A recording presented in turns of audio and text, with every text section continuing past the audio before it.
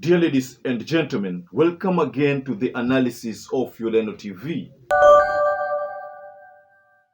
A professor in the US America has decided to send a strong message to William Samoei Ruto and said he predicts a doom on Ruto's government. So the United States professor, who is an associate professor of journalism and mass communication at Kansas State University, has predicted doom on the current Kenyan regime of William Samoei Ruto as he warns it against the looming anti-government street protest.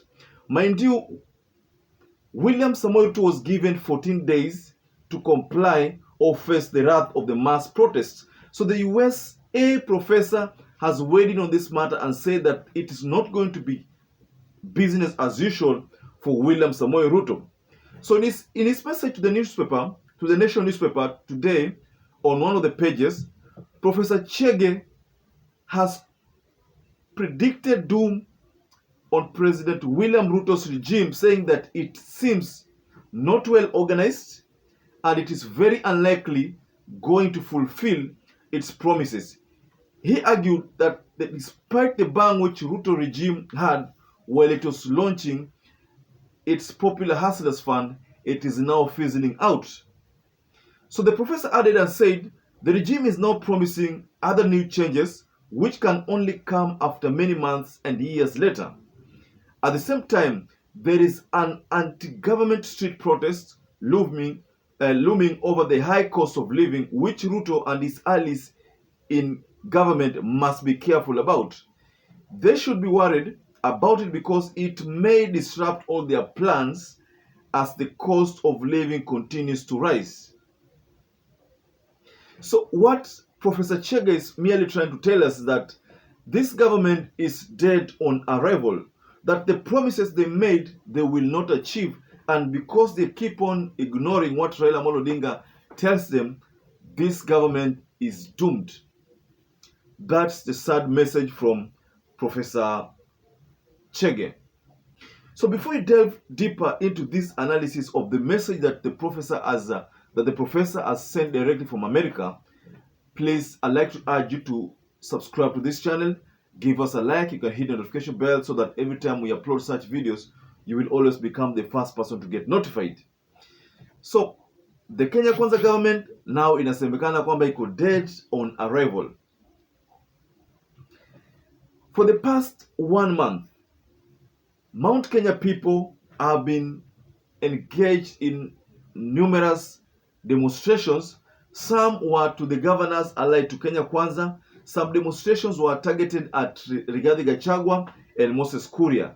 Then there were some demonstrations which were targeted directly at the president. But all these demonstrations were targeted at the Kenya Kwanza Alliance. We've seen demonstrations, especially in the Kisii County, when Matiang'i was apprehended, or rather when Matiang'i went to face the DCI. So there were demonstrations in Kisii regarding the much-awaited grilling of the Matiang'i session. So demonstrations were witnessed all over. We saw demonstrations especially in Kilifi County, in Mombasa County, and other parts of the country, where people are demonstrating over the decision by the Supreme Court to in a nutshell legalize LGBTQ here in Kenya. So we've seen a series of demonstrations. At the moment, Kenyans are not happy with this government of the high cost of living, and it seems the government has turned a blind eye on this and a deaf ear on the whole thing, and this is the reason why the prof is saying that hii ndo sababu moja ambayo naona kwamba the government iko dead on arrival. Dead on arrival. That's a very strong message to William Samoei Ruto that he should think about this deeply. The prof says somewhere that now they are promising changes that will only come many months or years later. If they are not careful, there will be anti-government street demonstrations pretty soon as the cost of living continues to rise. So this, in a nutshell, is trying to say, there's a time I did an analysis on Rachel Ruto, when Rachel Ruto literally tried to tell Kenyans to give the president 2 years. Mind you, in that analysis, I said that the government had said that William Ruto had said that when it carries that Bible, the moment he puts it down, the prices of all commodities will be lowered. Soon after he did that, the prices, soon after taking over, he gave a different narrative that it is not possible. Then he asked for 3 months. 3 months elapsed. Then he asked for different 6 months. Then he again went further and asked for 1 year. Then we saw Rachel Ruto talk about 2 years. So that's why what the prof is saying here is that the government is asking for more time. If you look at the time that the government is asking, it's like it is going to take forever for them to achieve whatever they want to achieve. And that's why he terms this government as dead on arrival. Dead on arrival. Dear ladies and gentlemen, do you agree with what the prof saying, that this government is dead on arrival?